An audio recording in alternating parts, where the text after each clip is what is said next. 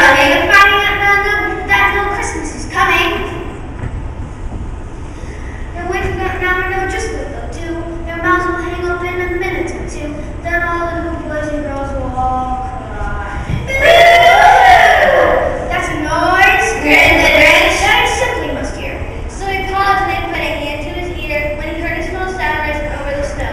It started in low, then it started to grow. But this sound isn't sad. Why, this sound sounded merry. It couldn't be so, but it was merry. Very.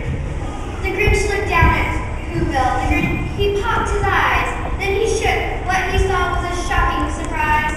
All the Who's, the tall and small, were singing without any Christmas at all. He had to stop Christmas from coming. It came. Somehow or other, it came just the same. How could it be so? It came without ribbons, it came without wrappings, it came without packaged boxes or bags. And he puzzled 3 hours, was a puzzler of a sort. Then the Grinch thought of something he hadn't before. Maybe Christmas, he thought, doesn't come from a store.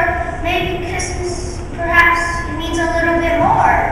And what happened then? Well, in Whoville they said that the Grinch's small heart grew a few sizes that day. And the minute his heart didn't feel quite so tight, he whistled his loves with bright white light.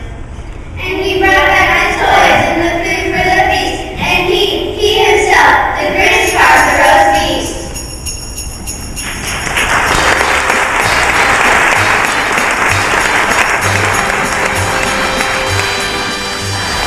Hark how the bells, sweet silver bells, all seem to say, throw cares away, Christmas is here, bringing the cheer to young and old, meek and the bold, ding dong ding dong, that is the song with joyfully all caroling. One seems to hear words of good cheer from everywhere, filling the air. Oh, how proud